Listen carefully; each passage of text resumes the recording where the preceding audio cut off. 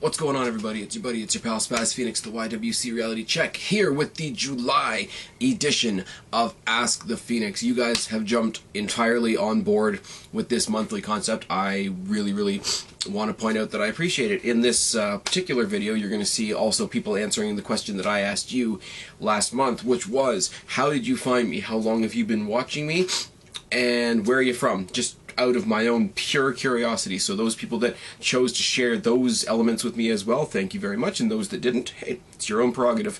I'm going to say from here on in, anytime somebody feels like throwing in a little anecdote, like where you found me or how long you've been watching me or anything like that, please feel free to do so, because I would love to share it. I would love to know the, like I said last month, the reach of this channel, like literally how far around the world this channel reaches, and how long I'm able to keep your attention, if I can be quite honest.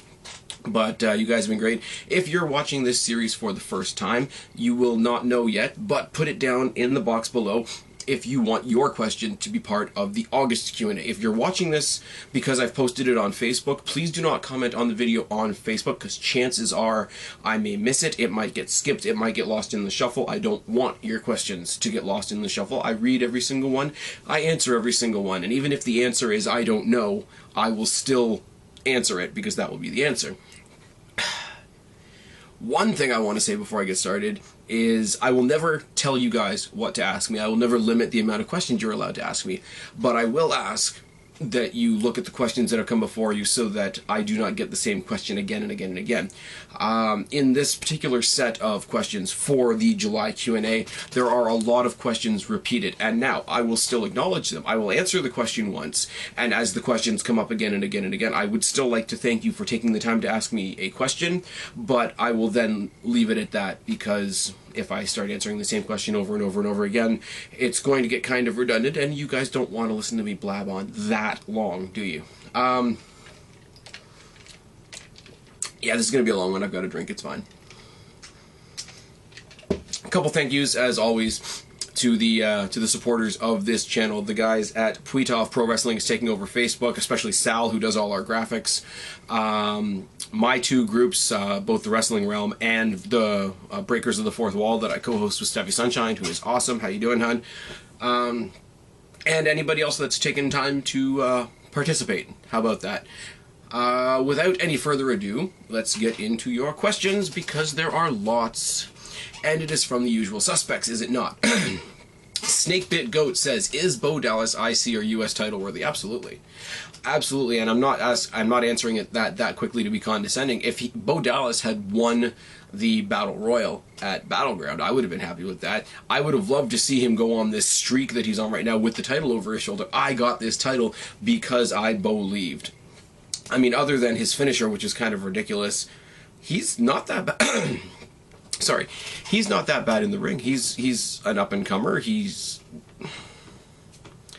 I don't know how to say it. He's entertaining as hell. He is the literal mockery, the living, breathing mockery of John Cena, is he not? So for him to go around with the belt, and he can go around, you know, the champ believes, or something if he wants. Bo Dallas versus John Cena at some point has to happen. I'm just saying. Yeah, okay.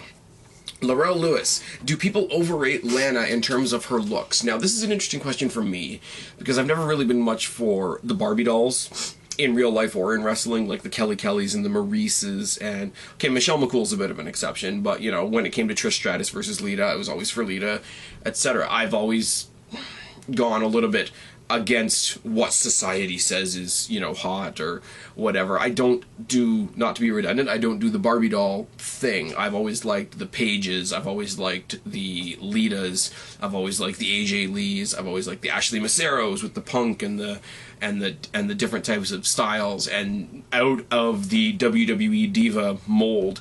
That bias put aside, Lana's really not that hot.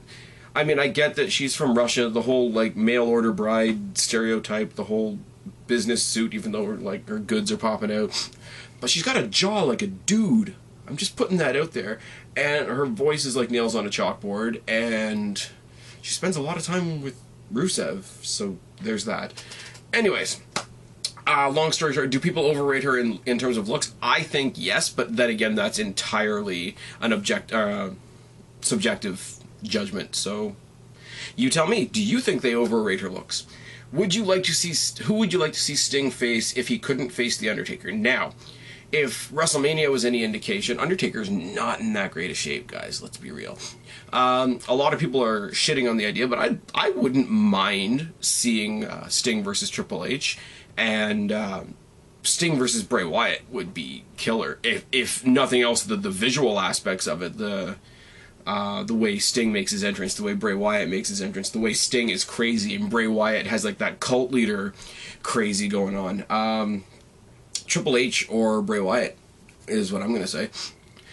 Sting versus Randy Orton would be kind of intriguing, but I really, even as I say that, I can't really tell you why.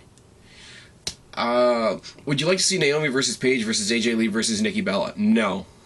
Naomi will have her chance to shine and get a Divas title shot, and she'll probably have a good Divas title reign at some point, and Nikki is doing well enough for herself with the McMahon storyline right now that she doesn't need to have the belt involved. The AJ Lee versus Paige story needs to be undiluted for a couple of shows at least.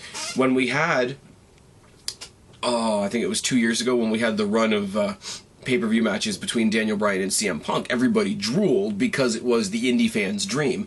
And then they threw Kane into the mix just because. And then they threw AJ into the mix just because. Now, AJ played her part. Like, she was a go-between between the two as we were looking forward to the match.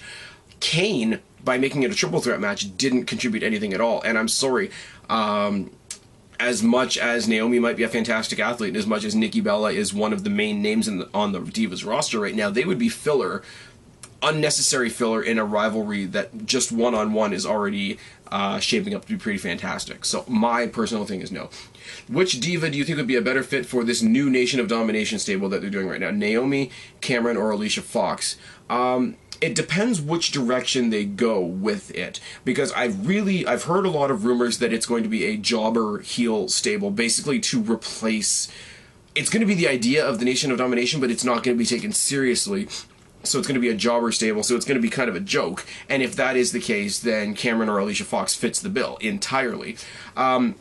If they are going to be something a little more serious, like the original Nation was, then Naomi, because she's the more serious athlete. She can be taken a little bit more seriously. The crowd already takes her more seriously. So you kind of divide it down the middle there between your choices as to what direction the stable goes. We don't really know yet, because we've only seen it happening for about a week now.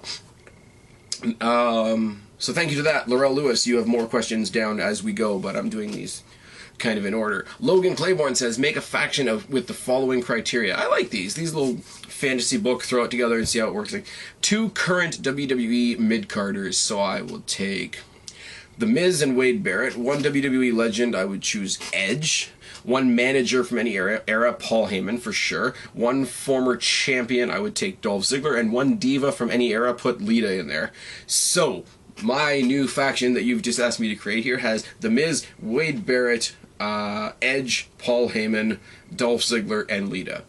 I don't know what the hell you would call it. I don't know how well it would work. I don't know if it would work. But by the criteria you gave me there, tell me how you think a stable like that would work out.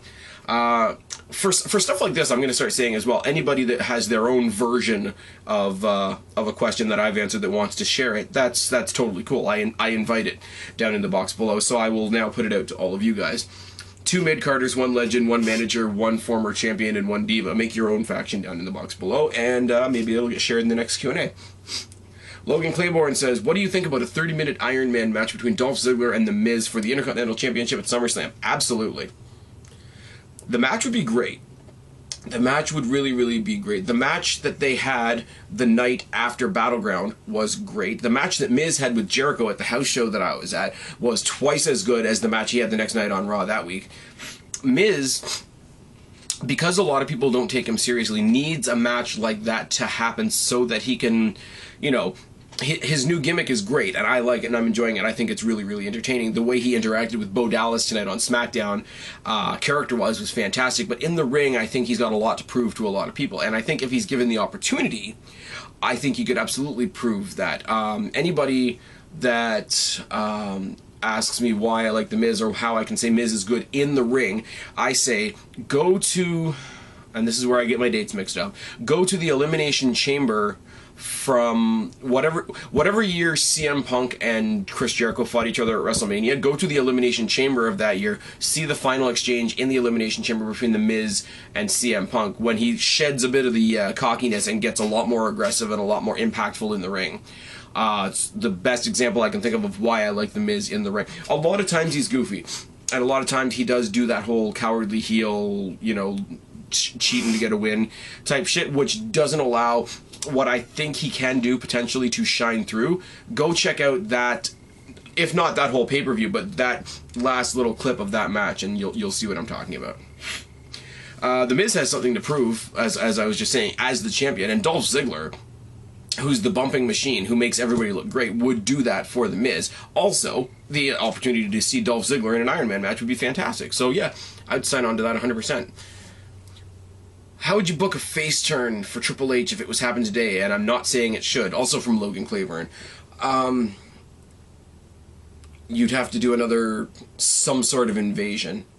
Not like the ECW, WCW invasion, because those were horrible. If you had a small group of people from TNA all sort of go sign with WWE right now, and they couldn't obviously say that they were from TNA, but they could form a little bit of an invasion and, you know, maybe push the X Division ideas on WWE, and we're so much better because of this. WWE fans, because the wrestling fan base is so polarized, would by default defend the show that they're there to see. So if Triple H led the charge against this new invading force, then that could work that way. Other than that, I don't know. Brock Lesnar becomes the champion at SummerSlam, starts trying to take over the company, starts trying to supersede Triple H, and Triple H has to go face by default. With Brock Lesnar to back him up, Paul Heyman tries to take over the WWE, and Triple H fights back and picks somebody else and has to resort to bringing in Daniel Bryan. Maybe that association might make him face again. Stephanie McMahon has to go and kiss ass to Brie for a while. It'll be amusing. I don't know. A couple of ideas to spitball around with, but I don't... Especially with him not being a wrestler anymore, really, except for once or twice a year. He doesn't serve any purpose being babyface, so it's harder for me to come up with reasons why he would be face. He's the boss, and we're so predispositioned at this point and at this period of time in wrestling to assume that the boss is either the bad guy or will be the bad guy eventually. Look at MVP and TNA. Not that I'm going to talk about TNA very much, but yes. Do you think that Hollywood Miz is similar to Hollywood Rock? No, because the Miz, as much as he's my boy, has parts in movies that are WWE films. So he's just being a WWE superstar in a different form and thinking of himself like he's somebody like The Rock that has actually gone out there and become a multi-platform superstar. So I think, if anything, his arrogance and his sarcastic character are better because The Rock was egotistical and full of himself and whatever for a legitimate, hey, I've left wrestling and I was able to do this. Miz is thinking about himself that way when he really hasn't. He's in the third and fourth installment of a WWE Films series. Now, I'm not putting him down. I applaud him for going and spreading his wings and whatever. What I'm saying is his cockiness is shining through even more than The Rock's because he has even less of a reason to be cocky. So I think, as a heel, as an asshole heel, he's actually shining more than The Rock, and I'm sure I will get shat on for that. People are going to forget that I'm also a fan of The Rock. I'm just using a bit of logic as opposed to bias. You all should try it sometime. Thoughts on The Undertaker when he was the American Badass? It was a different... It wasn't The Undertaker. I'm not saying I didn't enjoy it, but it was like, for a while, Undertaker went away and we had Mark Calloway, the biker. Is the only way I can really say. He still referred to himself as the Dead Man, but when he was the biker and he referred to himself as the Dead Man, it was almost like slang. That being said, he came in, he was a badass. It allowed him to, you know, go to Tribute to the Troops and a couple of other shows with the American flag on the back of his bike, show his patriotic side, show his support for the military a little bit better than a dead person would have a chance 2. Does that make sense? It was a great little experiment. It showed the diversity of character that Mark Calloway can put out there for sure. But by that point, people that were watching The Undertaker wanted The Undertaker. So as much as it was good for him to branch out and prove that he can do something else, it made people want what he does, and what he does better than anybody else. Make them want it back more. Show that you can do something else, and people will want what you do regularly more. And I think it made people appreciate the Dead Man when the Dead Man came back, which is also great. So did I like the character? Yes, but it was an entirely different character. It's not like, okay, say somebody like a Cody Rhodes who came in and he was, living on his dad's name, and then the Divas decided that he was handsome, so he got a bit full of himself, and then he broke his face, so he got a little bit, reserved and kind of lost it for a little bit. But those were all different transitions of the Cody Rhodes character up until Stardust, which I could do a whole video on. But it's still different modes, different chapters of the life of Cody Rhodes. Undertaker, when he was the American Badass, the only thing that kept him to that original character was the name, and he was somebody completely different. He talked a lot more. He talked a lot differently. He delivered promos from an entirely different realm of speaking and presenting. It was fantastic, and I'm going to get redundant again. It was fantastic that he got a chance to show that he could do that, but I don't think people wanted it. And I think when it just showed up randomly at the end of, I think it was a Survivor Series one year, and he just showed up on his bike out of the blue and started taking out everybody, and I don't think anybody really knew how to take it. And when they made Undertaker, American Badass Undertaker, a heel, that was doomed to fail because of the amount of respect that Undertaker has in the business and within the WWE fan base. Nobody wants to boo the Undertaker. They really don't. They'll boo Kane because they don't care. Kane has always been billed as Undertaker's little brother, and other than that, he's Kane. He's a big guy that sometimes wears a mask. Nobody wanted to boo the Undertaker, and nobody wanted to cheer somebody going against the Undertaker. Yeah, American Badass was cool, but I don't know what possessed them to do it. Do you have a wrestler that you didn't like as a kid, but you're a fan of them now? The biggest example of somebody that I didn't appreciate at the time, and I look back fondly and remember, is JBL. JBL I thought was boring and lame and annoying and all these things that I didn't want to see on my television screen. Looking back on it now, I thought all those things because he was exactly doing his job as a heel. People make the same argument now that about John Cena, of all people, and it doesn't work the same way because John Cena's not supposed to elicit that reaction. He's really, really not. Bo Dallas annoys a lot of people. It's no, I hate him, he's fucking annoying. He's supposed to be, he's a heel.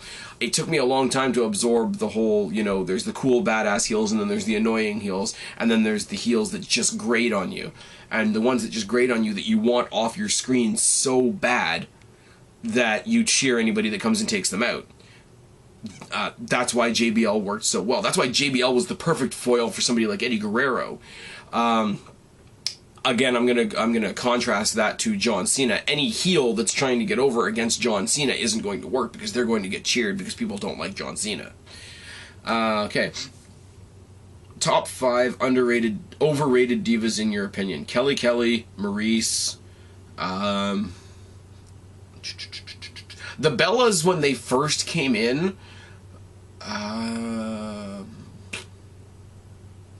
Funkadactyls, or sorry, I should say Cameron. Naomi's getting a lot better. Top 5 underrated divas in your opinion. Layla, Beth Phoenix, I don't think gets nearly as much credit as she deserves. Neither does Natalya. I'm not particularly a fan of Natalya, but I can appreciate the technical skill that she has.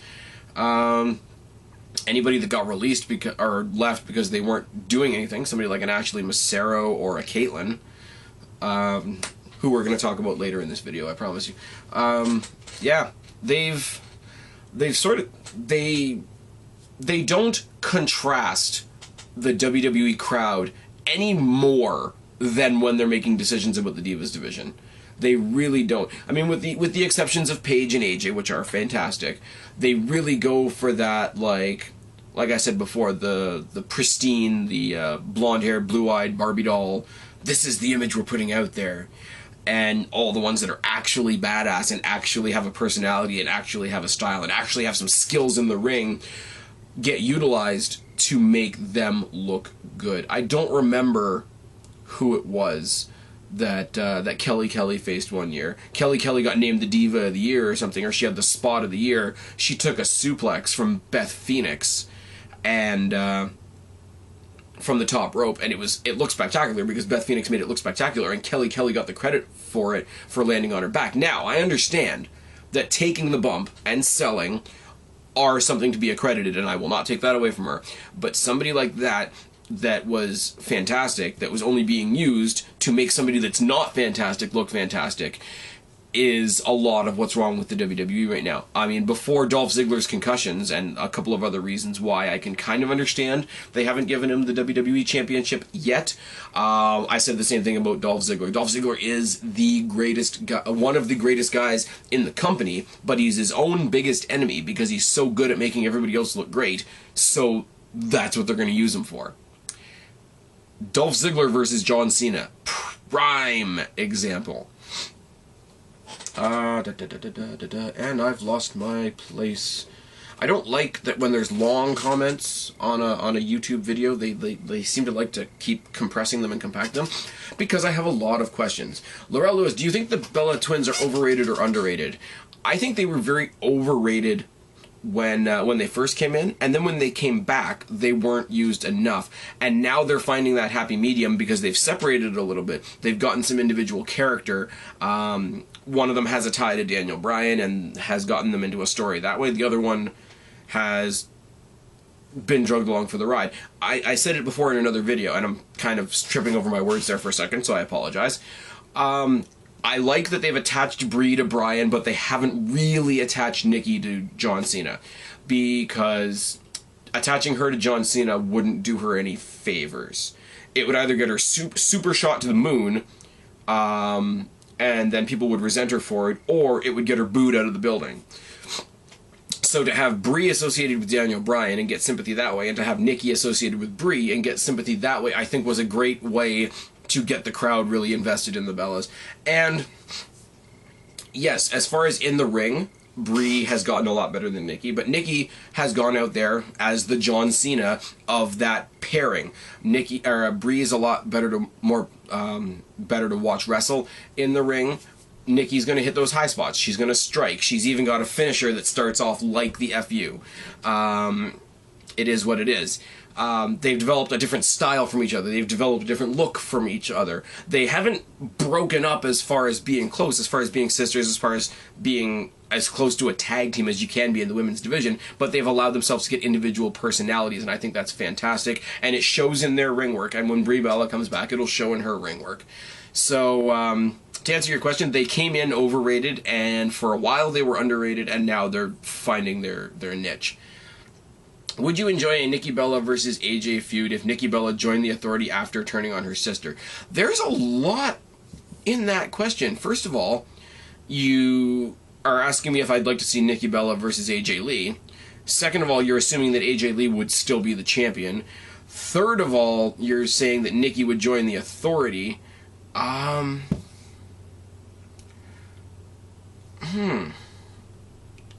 Nikki Bella turns on her sister Brie. Brie gets ridiculously injured. Nikki Bella then, as I said up in a previous question up in the top, I don't want to see the AJ Lee versus Paige feud be interrupted. But if the Authority adopted Nikki Bella and said, we're going to put her in here just because we can, and we're going to slap the belt on Nikki because she's now an Authority girl, as much as I wouldn't want to see the feud between Paige and AJ be interrupted, that would be the exact reason for me to be angry at her and to build incredible heel heat for Nikki if they chose to do it that way. So it's a very intriguing question you ask. Do I think it's going to happen? I don't know. I don't know. It's really the Divas division is really a house of cards right now, because each story affects the next one, affects the next one, affects the next one. Because you've got the rivalry over the championship. You've got the two girls that are still fucking with Fandango. You've got the Bellas and their involvement with the McMahons. And so anybody that crosses over from one feud to another, you bring everybody in your feud together, and it ends up being a big pile of people that you'd have to be really careful with the writing of and the booking of. Could it be great? Yes. To see Nikki Bella, you know, say she watches Paige and AJ kill each other in a submission match at SummerSlam, and then the Authority randomly comes out and says, guess what, we're giving our girl a title shot, and whoever the winner is that's already exhausted and broken gets pinned in like 5 seconds because the Authority says so. Instant heel heat. And any of the respect that the Bellas have slowly dredged up in the past couple of years would be out the window. And it would be fantastic. Did you hear that Nikki Bella had a nip slip on Raw? The internet's full of porn. Just saying. Do you think that the Bellas have improved since their return last year? Absolutely. As for the reasons I've just said. Which match at WrestleMania would benefit Roman Reigns more? Winning the title from Brock Lesnar, beating John Cena clean, beating The Rock clean, or winning a triple threat match against Rollins and Ambrose? Payoff-wise, the triple threat match with The Shield would have people invested because that's the long-standing story. Beating Cena and beating The Rock is like a one-night, yay, look what you did thing. Beating Brock Lesnar for the title is interesting because you have to take a lot of, as I said with the question before, you have to take a lot of things into account, because as we stand right now, John Cena's the champion. So, for him to beat Brock Lesnar at WrestleMania, Brock Lesnar would have to beat John Cena. So now you're talking about Roman Reigns going in there and not only beating Brock Lesnar, who is Brock Lesnar, and that's enough of a thing right there, becoming the champion, which is another thing right there. In addition, you're also in Brock Lesnar beating the guy that just beat John Cena and beating the guy that beat the Streak. So by a far and wide margin, I should say, option A would be killer for Roman Reigns' career. Because the hate that people have for Brock Lesnar for beating the Streak would make them love Roman Reigns even more. And the fact that the titles are involved and that Brock Lesnar would have also had to beat the Golden Boy would just be icing on the cake. Does Dean Ambrose give off a Stone Cold Steve Austin mentality to you? I've heard people say that. I've heard a lot of people say Jake the Snake Roberts or Roddy Piper. I'm going to say a little bit of what you've said here. Stone Cold Steve Austin, I see a lot of Mick Foley, like Cactus Jack Mick Foley in Dean Ambrose. Why do people think Dean Ambrose is overrated? Because he can't talk. And sometimes people that are so concerned with having the full package superstar forget that some of the greatest wrestlers in history hardly said a word. So that's why I'm not going to get hung up on Roman Reigns' vocal abilities. With a character like Roman Reigns, it's almost, you know, the walk softly and carry a big stick. And the least you say, the better, because it's more effective. It's more intimidating. You can have somebody, if you're in an argument with somebody, if you're in a legitimate heated argument with somebody and they ream off on you and tell you everything that's wrong with you and everything that they're pissed off about, whatever, that's bad. That's a bad day at the office. But if you got somebody that you know is pissed at you and they just stare at you and they don't tell you why, they don't give you any insight into what's going on up here, then it's an intimidation factor of a different kind. So people that say that Roman Reigns is overrated, I think they're looking at it very hard in one way. What do you think of Trish Stratus' heel run in 2004, 2005? Trish Stratus as a heel is awesome, especially when she's devious. I watched a video recently recapping the match at WrestleMania between Christian and Chris Jericho when Trish Stratus turned on Jericho, and the last scene of that is her walking up the ramp with Christian and them absolutely eating face, and her just kind of wiping her lip and looking back at Jericho. It's one of those things that you remember from WrestleMania, and she didn't even have a match. Heel Trish is awesome. Face Trish is what they'll push more these days, especially when they put her into the Hall of Fame, to put her in a good light and make her inspirational. You know, we're the WWE, we're here for the kids, we're giving you good role models. But, oh man, back in the day, super slutty, devious Trish. Oh, yes. Who's a better heel, Rock or Austin? Rock was a cocky asshole designed to be a heel. Austin was a no-nonsense badass that nobody ever wanted to boo ever. So, not to dissect your question, but Rock is an awesome heel, and Austin never should have been a heel. Ever. And in interviews, he's even said it. WrestleMania 17, he would have called an audible and stunned Vince McMahon instead. Who's a better face, Randy Orton or your boy The Miz? Randy Orton's lukewarm either way. He's kind of got that tweener vibe. And Miz, again, I'm going to compare him to The Rock. Not a lot of people are going to like that. But the arrogance of The Miz, it's very hard to write somebody that arrogant as a babyface unless they're super over. Thoughts on the new faction of Xavier Woods, Kofi Kingston, and Big E? Could this be the new Nation of Domination? It's interesting when people say, is this the new this? Is this the new this? I heard somebody once say that if you recreate a tag team and put new in front of it, it's designed to fail. Will WWE do an entirely Black Power, racial force type storyline in the PG era of 2014? I doubt it. They'll loosely allude to something. What was I going to say? There are people on Facebook who are already calling Xavier Woods Malcolm Xavier Woods, which I don't know how I feel about that, to be honest. Kingston as a heel is going to fail. It will. It's going to fail. And Big E is built to be muscle. So every faction has to have that guy that stands in the back and is the muscle. Look at Bobby Lashley in MVP's faction right now. Look at Batista in Evolution. Look at Luke Gallows in the Straight Edge Society. So I can see that working. I can see if Xavier Woods wants to go off preaching like he was last week on his own and have Biggie Langston just standing behind him being sort of the Diesel to his Shawn Michaels. I can see that working a lot better than trying to make this a recreated Nation of Domination faction. And Kofi Kingston does not have the character diversity to be a heel. I'm just putting it out there. He doesn't have the style diversity to be a heel. Just putting that out there. Moving on. Could the Layla Summer Rae pairing be a benefit or a hindrance to both of the girls involved?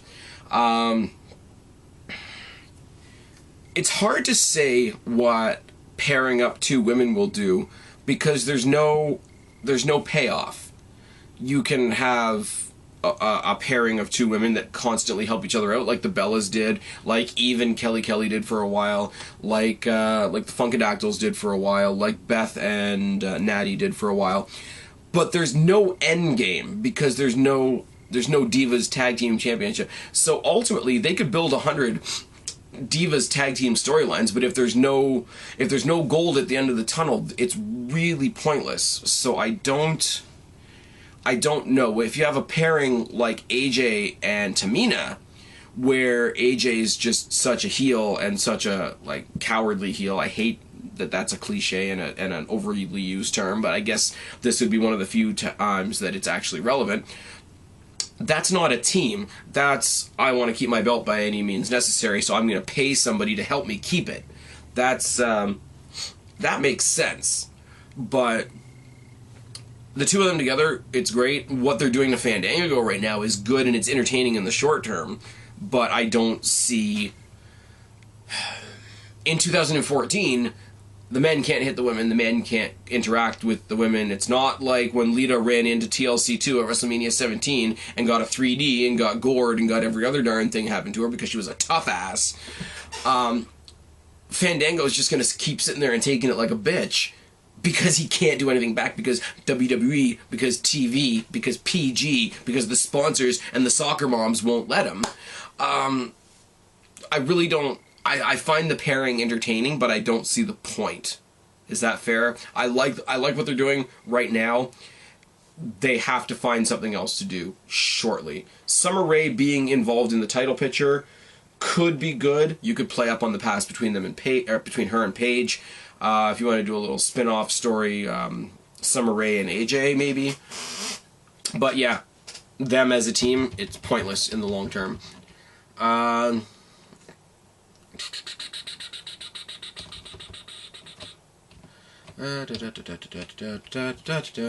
T-Rex, who should fall victim to the Money in the Bank cash-in this year? My idea? Roman Reigns. But I don't say Roman Reigns just because of the Shield angle. I say Roman Reigns because I would love to see things come out like this. I would love to see Lesnar go to SummerSlam and destroy John Cena, number one, and that's obvious.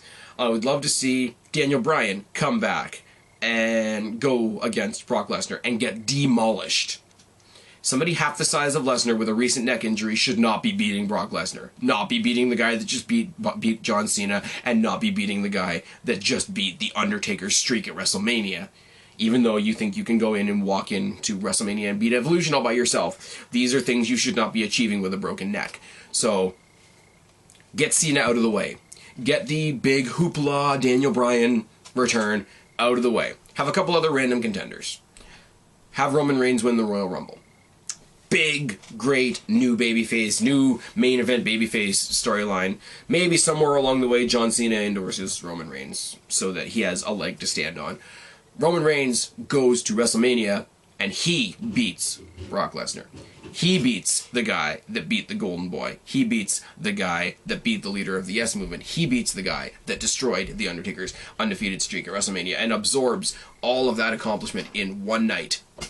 And then WrestleMania ends with him getting cashed in on by Seth Rollins. And fuck everybody. Oh yes. Even if you wanted to, you could have, at that same WrestleMania, Ambrose versus Rollins one more time, have Ambrose beat Rollins in that match, Rollins gets pissed off, and that's why he cashes in on Roman Reigns at the end of the night. So now, you have Rollins as the new champion, Ambrose, who thinks he should be the number one contender because he beat him in the same night, and Roman Reigns, who needs a title rematch somewhere along the way. So now you have the perfect lead-in for the Shield, for the penultimate Shield triple threat match over the WWE World Heavyweight Championship. Oh yes. Do you feel the WWE should split the roster again and bring back the concept of the brand-specific pay-per-views? Absolutely not. I don't like the brand splits, and the brand split pay-per-views were horrible, for the most part. They just were. Out of all of Y2J's returns, which ones do you think were set up the best? The enigmatic shots of the kids in the two creepy kids in the classroom when he came back with the jacket and just Jarrah trolled everybody. I'm really losing my voice, as I usually do, guys, so if I'm rambling or if it sounds like I'm mumbling, I'm really sorry. How would you spazify Tyler Breeze's rookie year on the main roster? The year before he comes up to the main roster, create the Cruiserweight division again. Put some validity behind it. Have some decent holders of the belt for like 2 or 3 months each. Have him make his debut on Raw challenging the Cruiserweight champion. Have him carry it for a little bit. Have him taking all kinds of selfies with the WWE Cruiserweight Championship. What can WWE do to make Crackdown not feel like it should be called the Raw Post Show? Stop having matches the week before Raw's about to have them, or the same week that Raw just did have them. Have some stories that are only developing on SmackDown. Even though it's the same roster, have the same characters, have different things happening. Have different commentators. Have it be live. Have it not be on Friday. Have it not feel like an after show. Like, it's just, okay, Raw is where all the WWE is happening, and Friday, here's some extra wrestling. It doesn't really work. I've said forever. I have said forever. Have important things happen on SmackDown, and people will watch. To have important things happen on SmackDown, you need to get a larger viewing audience, which means you shouldn't have it on a Friday. And if you want a larger viewing audience, you should not do a taped show, because we read the spoilers, and nobody wants to watch because they already know what's going to happen. And then your big things that are supposed to be beefing up the show will be spoiled. There you go. Alright, Phenom and Hitman 2. Holy crap, you have a lot of questions. Why did you stop doing Wrestling Paradise with the Lexman? Did I miss something? We moved from a podcast to a YouTube podcast to that channel getting hacked, and there being some speculation that I hacked our channel, to Preston coming back, to Preston and Alex doing their thing again, to Alex disagreeing with everything I say and blocking me on everything. There you go. Was it a bad choice for the streak to end when it did? Should Taker have retired undefeated? That's a debate that's going to go on forever. If he wanted it to end, then he wanted it to end. If he was told that it was going to end, that's bullshit. If they were going to end it, I wish they had ended it last year with CM Punk, because that was a hell of a lot of a better match. And if this is his last match as a pro wrestler on planet Earth, he's going out with a whimper. That's just sad.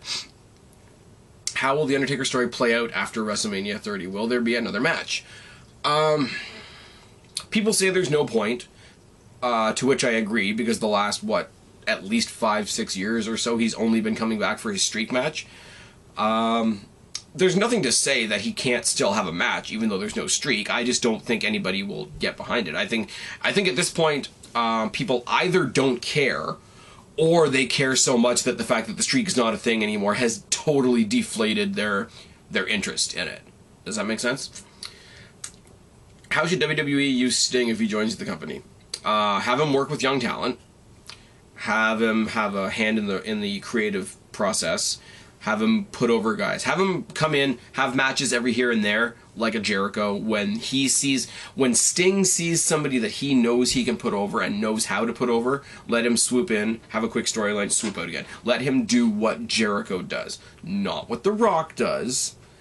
Have him be a part-timer if he's physically able, and build the young stars. As I said, put him up against Bray Wyatt, make him a superstar. Lost my place. What wrestlers or legends should return to the WWE for one more match, if capable? If he didn't have a broken neck, I'd say Edge. Come on, just one more. Shawn Michaels, if he wasn't buggered up, okay, come on, I can come back and have one more. Everybody else, I'm just gonna say people that are not with us anymore, which is just sad. Who needs to be inducted into the Hall of Fame that hasn't been inducted already? That's an endless list. It really is. Owen Hart, Macho Man. Two off the top of my head. Should WWE split the WWE Championship and the World Heavyweight Championship again? Absolutely not. I will reiterate what my problem was the entire 10 or whatever years they had two belts. If you have two people that can call themselves legitimately the best, which is what WWE tried to portray, I'm not saying, we all know the World Heavyweight title was a joke, but in WWE's perspective, they were trying to say that there were two guys that could have legitimate claims to calling themselves the best. If two people can call themselves the best, neither one of them is truly the best. And that's why two titles doesn't work. Do you think the Shield should have remained a team longer? No, because they achieved mid-card singles glory with Ambrose. They achieved tag team glory with Rollins and Reigns. And I don't think if the group had stayed together, any one of the guys in that group would have become a world champion as part of the group. I think they needed to expand out and stop mooching identity off of each other. You see that Rollins has gone crazy. Rollins has gone heel. Ambrose has gone crazy. Roman Reigns has gone like, I'm going to put my fist down your throat and I'm going to be the champion. I'm okay with this. I'm okay with the split. People don't like the fact of how it was done. They don't like the fact that Rollins was the one that was made heel. But the fact that Rollins is the one that everybody predicted to be the babyface, he's the one that went heel. Everybody's disappointment in that decision is what makes him a great heel at this point. Who has the best entrance of all time? It's got to be The Undertaker. It has to be. It just has to be. Should blood be used more often in matches? If so, how often?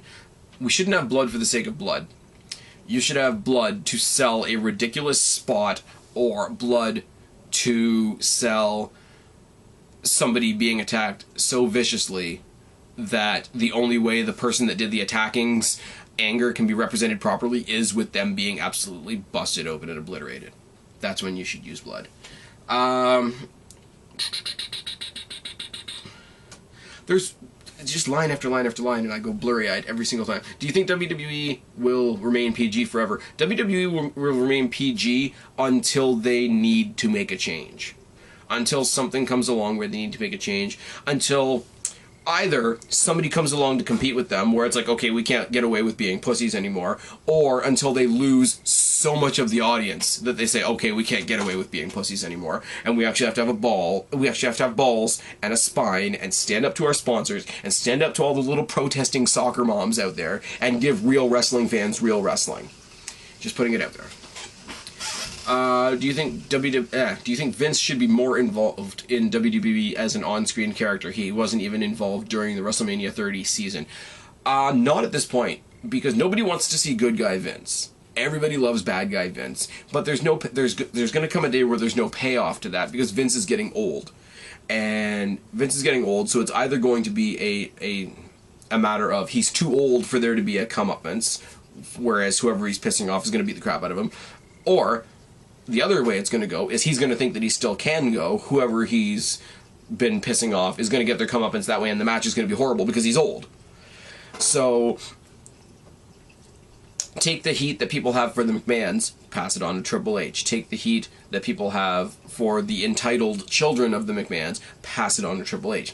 Take the heat that people already have for Triple H by assuming that he's been handed everything, and let him hold on to that heat, and he's the perfect one to absorb it. He's just above being on the roster, but he's not so far into the, the boardroom that he can't still put on a good match. Triple H is the perfect Vince McMahon replacement.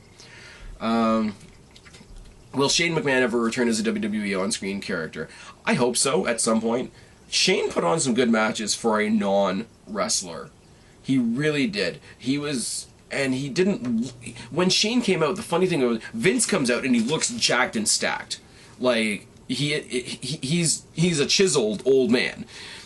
Shane really didn't. Shane came out in like sweatpants almost. It looked like when Shane was wrestling, he borrowed clothes out of Mick Foley's hamper, because he always came out in like sweatpants or sport pants or whatever, and a jersey or something totally random and whatever. And he didn't look like much. But then when he came out there and he had a good match, it was surprising. And normally it got the crowd behind him. Not expecting very much from him and then getting it anyway. Was he the best technical wrestler? No. But somebody that's a non-wrestler doing leg drop spots off the top of the Titantron? Yeah, I'm going to respect that. It is what it is. I would love to see it. I don't know how they would work it in at this point, because the family dynamic right now that's involved, Linda's been gone forever. Vince has removed himself more recently. The only ones left are Stephanie and Triple H. Now, Shane isn't going to have a match with his sister. Again, the male-on-female violence. So the only thing that leaves you an opportunity to have is Triple H versus Shane, and Triple H is going to brutalize Shane if they have a match. Would I like to see it? Yes. Do I think it will happen? I don't know. Should Kane be a champion one more time in the future? No. Who are your favorite tag team champions of all time? My favorite period of time in tag team wrestling was Hardys versus Edge and Christian versus the Dudleys. And we all know I'm an Edge mark, and we all know I'm a Hardy mark. So if Edge and Jeff Hardy had ever been a tag team, that would have been it right there. Is SmackDown relevant anymore? No. It's really not. NXT and main event are more relevant than SmackDown.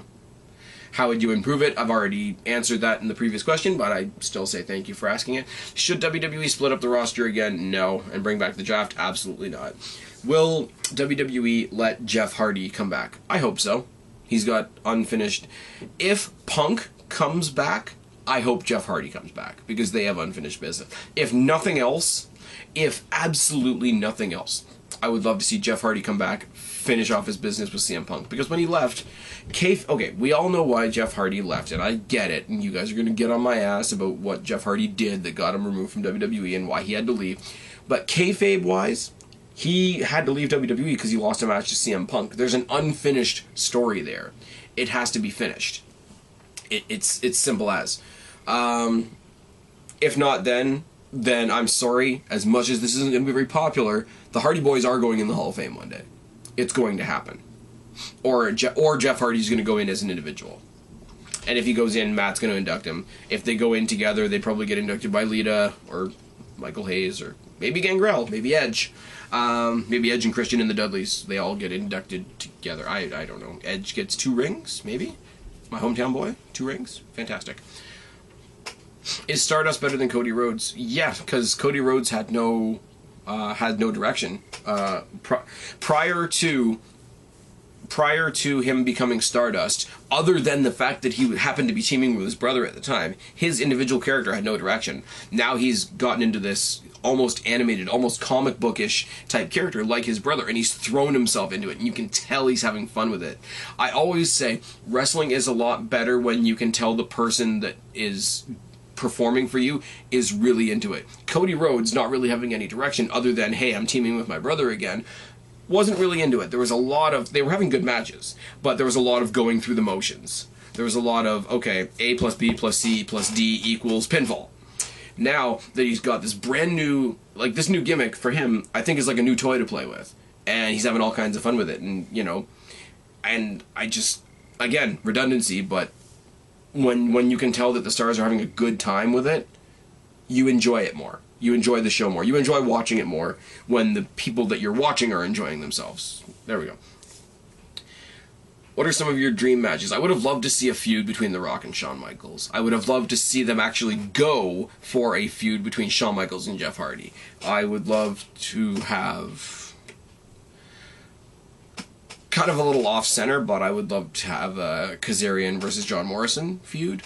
I would love to see CM Punk versus Austin Aries. I would have loved to see CM Punk versus Daniel Bryan on its own go on a lot longer.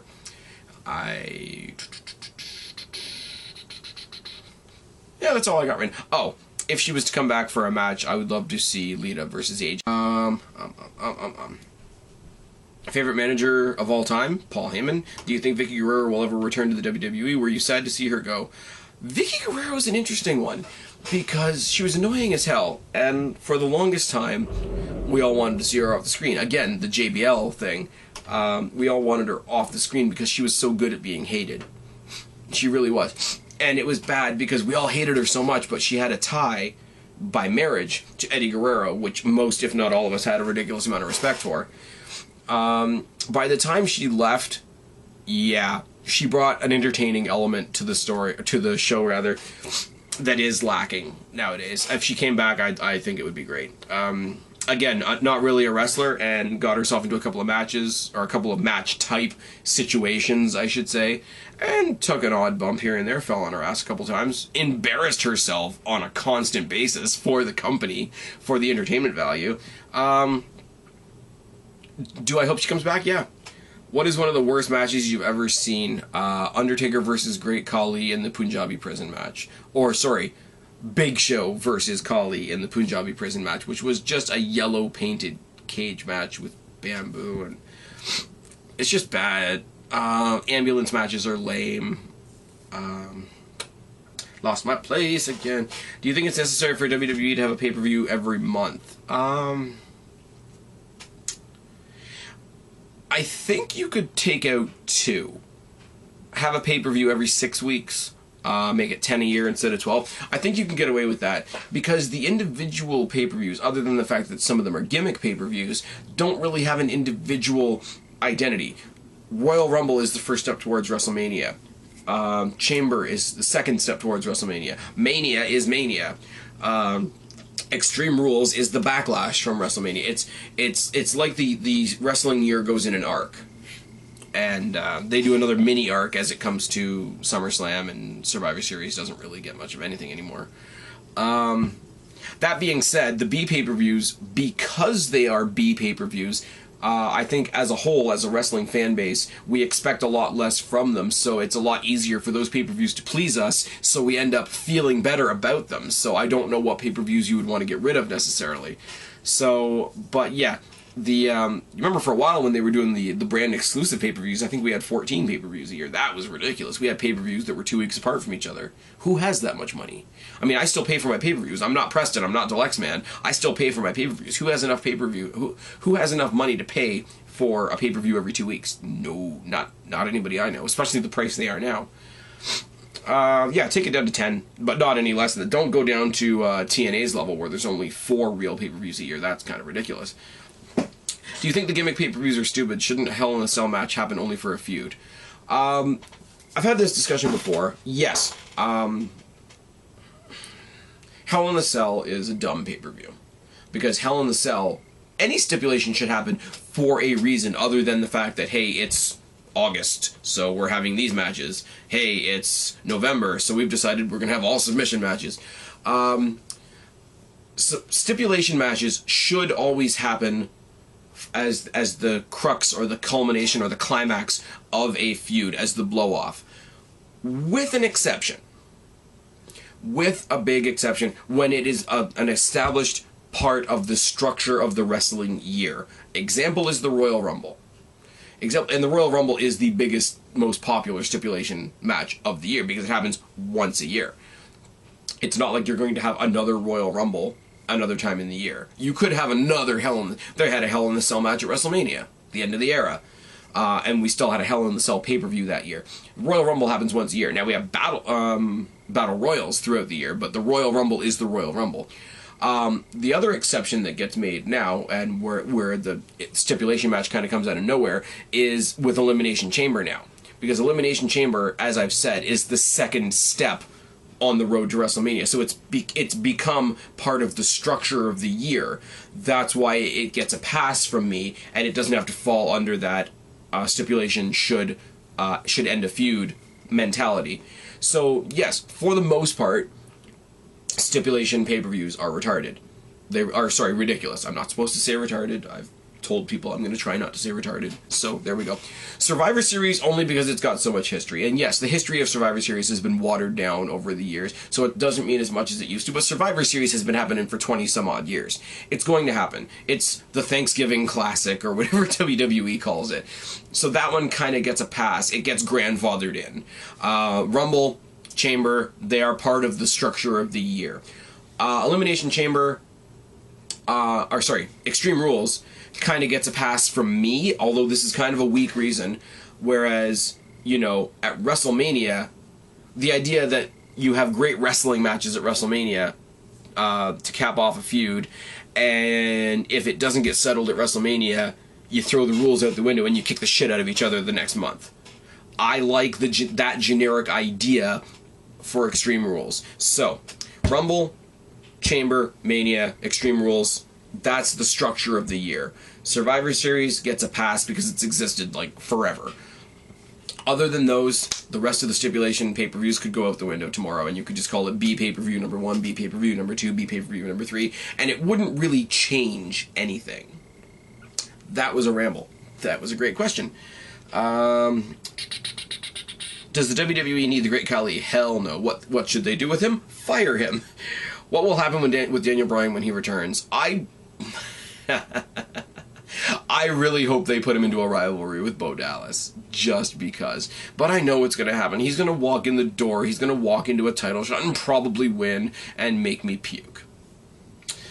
Were you mad when WWE expected us to believe that the anonymous Raw general manager was Hornswoggle? Not really. Not really, because there are times when WWE is really lax with their writing. The entire anonymous Raw GM thing led me to believe from the get that they didn't know how they were going to end it. And the way they did it eventually, with sometimes siding with the faces, sometimes siding with the heels, sometimes just doing generic things that would please the crowd, and sometimes doing things that would piss off the crowd. The anonymous Raw GM flipped so many times that there was nobody that you could have put in that spot that would have made any sense. So instead of trying to put somebody in there that might have gotten over as a real wrestler eventually, and trying to make it make sense, they put it on Hornswoggle. What the hell else is Hornswoggle going to do? It didn't do any more or less damage than if it had been announced as anybody else. I really didn't care. Phenom and Hitman 2 also says, I'm from Kentucky and I've been watching your videos since you were on Wrestling Paradise with the Lexman. However, I usually don't comment a lot. Well, you just sent me a fucking assload of questions that I just answered, so thank you for that, and hopefully come back and do more and whatever. The Zohan says, WWE conspiracies. Do you think any of these are true? Randy Savage is blacklisted from the Hall of Fame because he slept with an underage Stephanie McMahon. Ooh, yeah, dig it. I mean, no. To the best of my knowledge, Randy Savage hasn't been let into the Hall of Fame because his family doesn't want him to be. Which is dumb on their parts, for sure, but the WWE can't force the Macho Man into the Hall of Fame.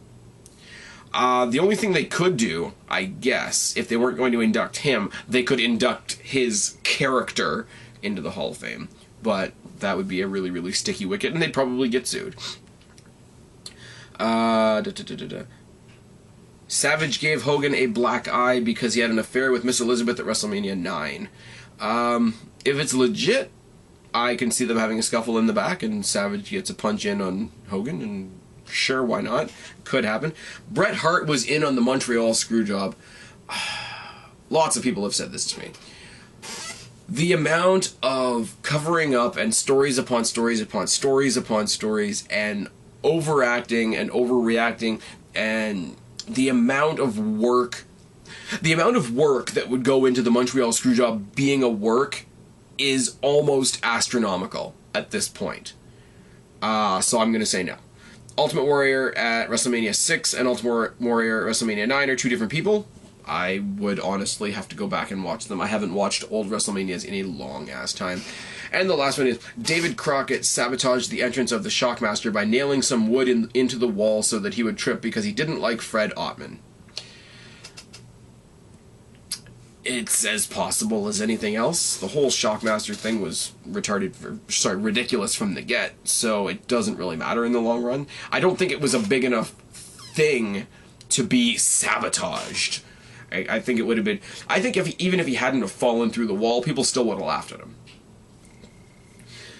Alright. The Zohan also says, where does the Shield rank in the top 10 factions of all time? Are they one of the top 10 factions of all time? I will say yes, and for this reason. When you think of great factions, I immediately think of the NWO and DX. Now, both of those were made up of ridiculously already over stars just coming together. You had a great force here and a great force here and a great force here, and they came together and they made something fantastic. You had Hall, Nash, and Hogan, who were all names individually. They came together, made something fantastic, and it grew probably more than it should have, and it became the NWO. You had friggin' when the original DX came together, you had China, Triple H, Ravishing Rick Rude, Shawn Michaels being the nucleus, obviously, and then later on in life it morphed into Triple H, who was now a nucleus unto himself, along with a great entertaining team like the New Age Outlaws, the return of X-Pac, and China still hanging around. So these teams were great teams because they were made up of great individual people that we already had an investment in. The Shield came in with no... Okay, unless you watched NXT or FCW or anything like that, but to the mainstream audience, the Shield came in as unknowns as a group with no previous ideas of what these guys are, no indication that they were even going to show up, and then they did, and then they made the name for themselves that they made in the year. They had an impact. They had a big impact, and they were the biggest part of most of the pay-per-views the year they showed up. And that was with no previous existence to give them anything to go on. They built that from the day that they marched in on Survivor Series and helped out CM Punk. So I will give them a lot of credit for that. Are they the best faction of all time? No. That goes to a lot bigger names than them. But I would say top 5. I really would. A lot of people would argue with me on that. A lot of historians that are going to, pull out the fabulous Freebirds and the Four Horsemen, woo, and I mean, if you want me to name off factions off the top of my head that I enjoyed personally, we'll go with 5. NWO, DX, the original Four Horsemen, the modified Four Horsemen, and the Shield. The Wyatts are getting there, but right now the Wyatts are just Bray with some backup. So let's see where they go. Okay. Michael S. says, hey man, I've been watching for over a year. I found you out just by searching WWE reviews or Q&As or something like that. I'm from Maryland, USA. Thank you for that. How many championships do you think Cena will reach before he's done with the WWE? It's going to be a scary number. They'll have him beat Ric Flair's record, and then everything after that will just be tears from the audience. Is it just me, or could WWE really, once Cena's retired, make Daniel Bryan take his spot? The crowd is on his side and he sells a lot of merch, or is he somewhat overrated? Daniel Bryan's a hell of a lot better wrestler. As much as I've been ripping Daniel Bryan ever since his bullshit WrestleMania build, Daniel Bryan is a fantastic wrestler, but Daniel Bryan is not John Cena in the ring. booking-wise right now, he's 110% John Cena. But as far as in the ring, he blows John Cena out of the water. Even I will admit that. Do you have a Twitter? I know it's a non-wrestling question, and I'm sorry. I will take non-wrestling questions, guys. I just like to keep it to wrestling mostly because, you know, it's a wrestling channel. My Twitter is down in the box below, as always, and it's just at SpazPhoenix. So, at SPAZPHOENIX. What do you think Sandow is going to be in the future? I hope Sandow gets sick of doing all these stupid gimmicks that he's been doing and just, like, loses his shit. And loses his shit so bad that he becomes, like, some super fucking hardcore guy. Like Sandman of 2014 or something like that. If Stardust and Goldust break up, who would you make heel? I hate to say it, but I would make Goldust heel. I would make Stardust face, and I would have Stardust go over Goldust at WrestleMania, and that would be Goldust's retirement. Put him into the Hall of Fame the following year. Cody Rhodes to the moon. Which NXT Superstars and Divas do you think will be brought up next? I hope Adrian Neville. Charlotte, maybe. There's my two. I've been saying forever I want Corey Graves to come up, but I haven't even seen him on the show in a bit. So unless somebody can tell him, unless somebody can tell me, has he been injured? Has he parted ways with WWE that I'm not aware of? But I want to see Corey Graves on the main roster. Thoughts on a Jeff Hardy or Willow match versus Bray Wyatt? Fantastic. The Willow promos and Bray Wyatt promos. Oh, yes. Turn 3 Superstars heel and Superstars face, who would they be?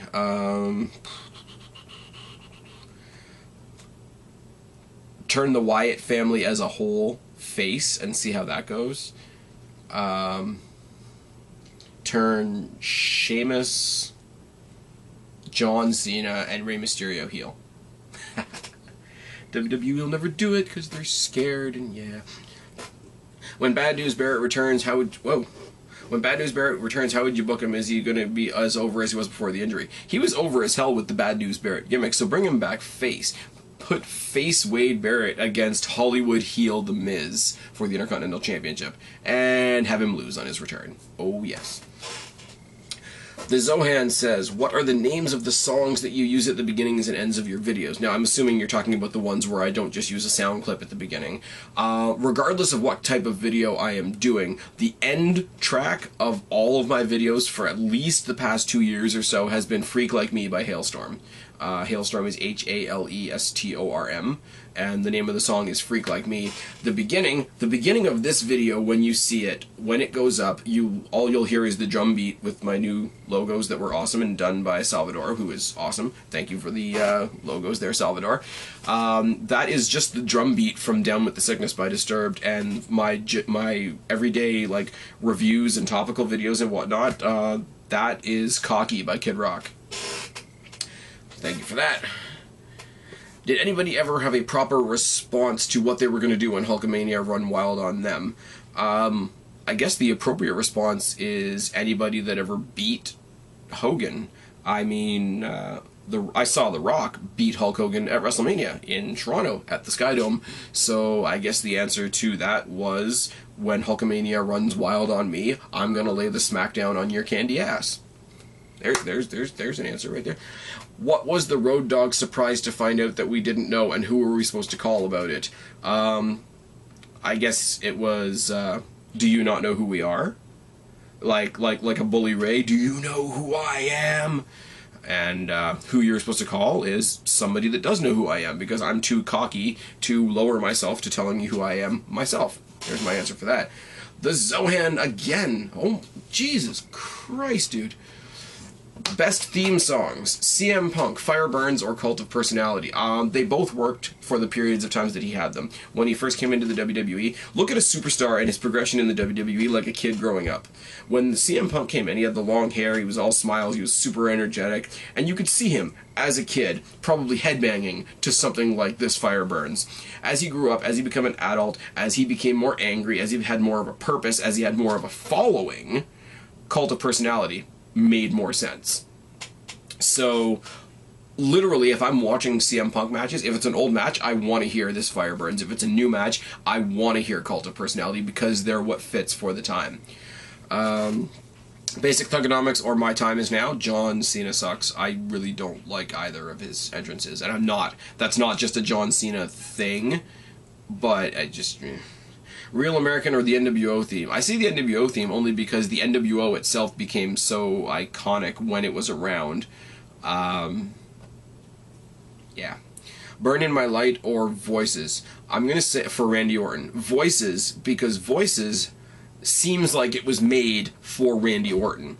Burn in My Light sounded an awful lot like the Evolution theme song. They were very, very similar in tune, and he still came out when he was making that entrance to the Evolution shower of pyro, the big sparkling like pyro curtain thing that Evolution did. It really just looked like they were trying to give him his own version of his group's entrance, which didn't really give him any specific identity. And I'm sorry, the entrance has a lot to do with your identity as a wrestler. It sets the tone for whatever you're going to do in the ring. So I'm going to say Voices on that one. Line in the Sand or Break It Down, Evolution versus DX. Line in the Sand just sounded like a generic pop tune. Break It Down was literally a song about D-Generation X, so I'm going to go D-Generation X all the way. The Game or King of Kings for Triple H. They, especially these days, they use them kind of interchangeably, so I could take either or. I don't really have an opinion on that one. Dead Man Walking or the Funeral March. The Undertaker's always going to be the Funeral March. When they did Dead Man Walking, after they lost the rights to Kid Rock stuff and Limp Bizkit stuff, and they had to give him his own sort of theme, it was so damn generic. It sounded like trucker rock, and it was so bad. And the Funeral March it's like the NWO music. It's just iconic. It is what it is. But thank you for those. And in another plethora of questions, still the Zohan. Do you think Seth Rollins will cash in his briefcase before 2015 starts? I hope Seth Rollins has this briefcase long enough that his stint with the Authority is over before he cashes it in. I hope Seth Rollins holds on to the briefcase for long enough that we maybe see him turn a little bit face, turn a little bit heel.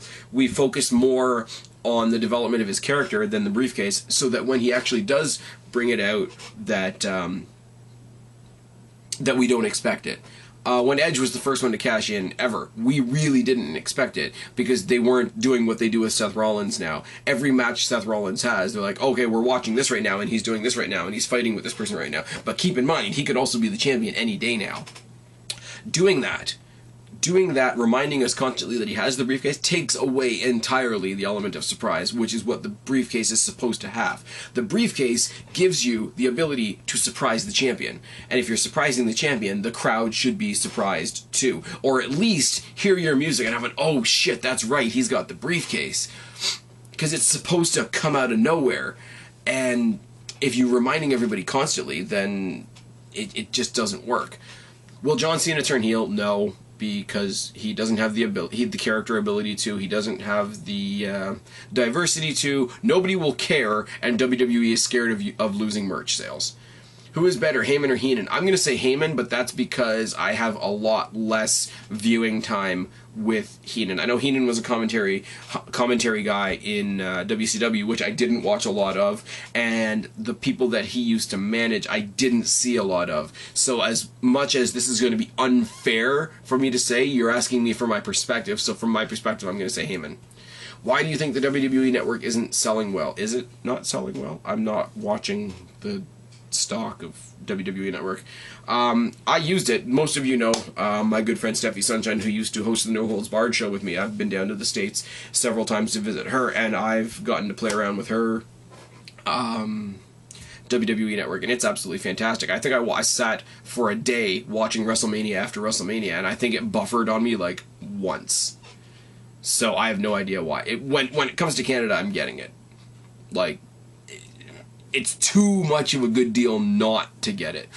Even if I didn't use any of the other features or any of the other functions or watch any of the other programming specifically designed for the WWE Network, like NXT, like Main Event, like the WrestleMania Rewinds and all that, even if I didn't want to watch the old library, strictly for the fact that you get your pay-per-views that you would be paying for anyway for $10 a month, there's no... Okay, the crowd that they're aiming for are children. And children don't have money. That's my only explanation. Da, da, da. What are your thoughts on Armando Alejandro Estrada? When he was a manager, he was great. When he was a wrestler, I couldn't give a shit less. What would have happened if Owen Hart hadn't died? By the way, rest in peace, Owen Hart. I'd like to think he would have been a champion at least once. He was good. He was kind of like Christian to Bret Hart's edge, which is unfortunate, but I would like to think he would have been a champion. I really do. Did Bret screw Bret? Bret put his foot down and refused to lose in Montreal, which on the one hand I can really commend him for. He said, I will lose the belt any other time. I just don't want to lose it I just don't want my last match, my losing match, to be in Canada at Survivor Series, whatever. But ultimately, like, your boss is your boss, and your boss is going to get the result that he wants. Do I agree with what Vince did? No. Do I think that Bret Hart is without any blame in this? No. What is the best WrestleMania of the first 10 years? I would have to go watch the first 10 WrestleManias again. I can't answer that right now. What if the WCW invasion angle didn't suck? What I've heard, the tipping point for the invasion angle was when they let Booker T and Buff Bagwell main event Raw one night, and they got booed out of the building. They got heckled because nobody knew who the hell Buff Bagwell was, and a lot of people didn't know who Booker T was. Now, apparently that was when they made the decision that they were not going to create their own WCW product, which is probably a good thing in the long run, because I don't think WWE could have resisted the urge to crossover. We saw when they tried to separate Raw and SmackDown and treat them like two separate companies. They constantly tried to crossover. The only way they could have successfully kept WCW going is if they had an entirely sort of phantom shell branch of WWE just running WCW. Because if not, it would have just been another WWE program, and that wouldn't have done them any good. Because for them to be good, they need to have legitimate competition. And if you have two separate branches of WWE at least competing against each other, there would have been some stuff there. Also, when they did the invasion, I think the biggest name they had on the invasion side, with Stephanie and Paul Heyman and Shane McMahon and all them, I think the biggest name they had from WCW at the time was like Diamond Dallas Page. They didn't have Goldberg, they didn't have Sting, they didn't have Hogan, Hall, Nash, anybody from the NWO other than Buff Bagwell. They had the young up-and-comers from WCW, who didn't really even have much of a following in WCW, so they couldn't really have been expected to be an equal force. So it was doomed to fail. What is your opinion of the Monday Night Wars DVD released in 2004? I honestly haven't seen it, so I can't answer that question, unfortunately. Where does Randy Orton rank in the greatest of all time? People think he's bland, people think he's been handed a lot of things because of who his dad is, and people have a lot of bad things to say about Randy Orton. But as a performer in the ring, I'm not going to say as a character, I'm not going to say as a mic worker, or anything. As a character, as a performer in the ring, he's a total package athlete. Like, he really is. In terms of controversial storylines, what is too far?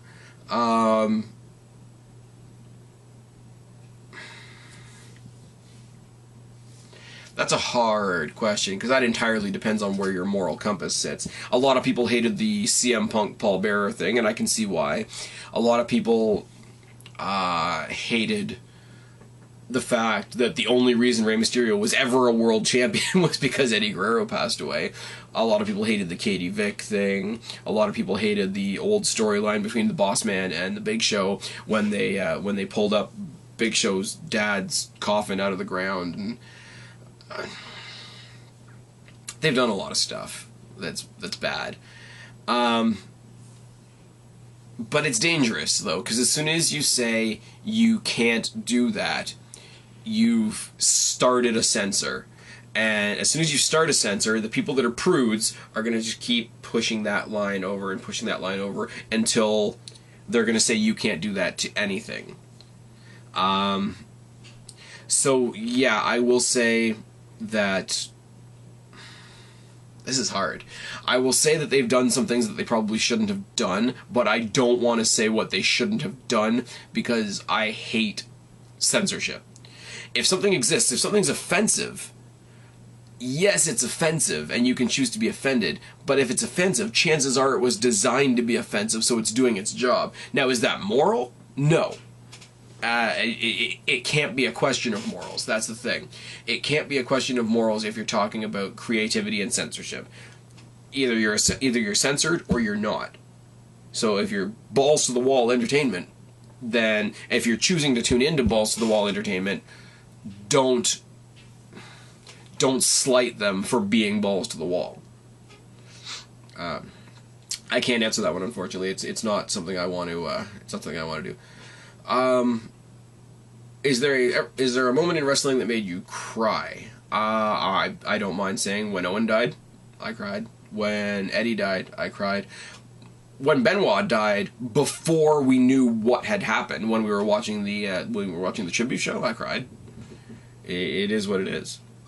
What if WCW hadn't been bought out by WWE in 2001? I would like to think that they'd still be competing. They had a lot of problems. They had a lot of writing problems. They had a lot of backstage issues, and the company was eating itself from the inside on that side of things. From what I know, I won't claim to know everything. I'd like to think they'd still be here, giving WWE a run for its money. I'd like to think that by now they might have worked out some kind of arrangement with TNA, and between the two of them would be legitimate competition for WWE. I'd like to think that if ECW was still around, like legitimately, that they'd be working with TNA to give WWE a run for its money. I'd like to think that anybody would be around giving WWE a run for its money so that they would push themselves more. Who's to blame for the Montreal Screwjob? Everybody. Everybody is to blame for the Montreal Screwjob. Bret Hart maybe shouldn't have put his foot down as much as he did with his boss. His boss definitely shouldn't have fucked him. It would have cost them their jobs, but I mean, Shawn Michaels and Earl Hebner went out and played their part in it. Everybody has a part to play and a little bit of blame to take home for the Montreal Screwjob. Everybody. Who had the bigger impact on wrestling, Stone Cold Steve Austin or Hulk Hogan? I think their impact was equal. Hulk Hogan brought wrestling to the masses. Austin gave them a more realistic hero to embrace. Hulk Hogan was the say your prayers, eat your vitamins, he was the precursor to John Cena. Perfect in every way, blonde-haired, blue-eyed American boy, whatever you want to say. And that's an unattainable goal for your average person. It's unrealistic. It's not relatable. So Hulk Hogan came out with all his flash and brought wrestling to the mainstream. Austin gave the mainstream somebody that they could embrace and hold on to. So I think their impacts on wrestling are a 1-2 punch. I don't think either one could... Okay, I won't say either one couldn't have done one without the other, because Hogan obviously came along before Austin. Austin, I think, ultimately did more, but he wouldn't have had the chance to do more if Hulk Hogan hadn't kicked the door open.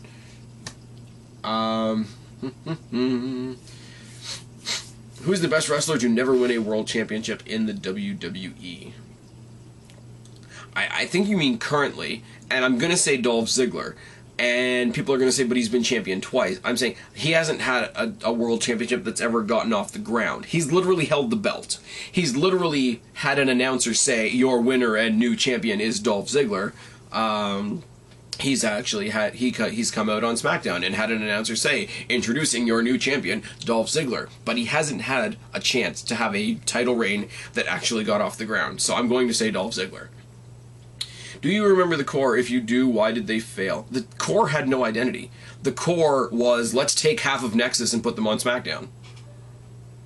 That's it. What would you put in 2K15 to make it a must-buy?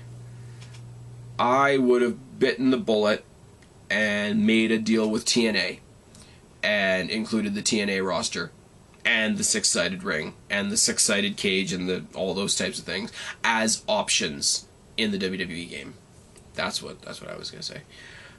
If you could get rid of one pay-per-view, what would it be? Probably Hell in the Cell, like I've mentioned earlier. What is the greatest rivalry in the past? Oh, wow. The greatest rivalry in wrestling in recent history, not because of who the people were, but for its impact. And I've said this before, and I'm going to try and condense it because we are running really long in this video. The greatest rivalry is CM Punk versus John Cena. And not even just for who they were, John Cena being the golden boy, CM Punk being the voice of the people and whatever, but symbolically for the people that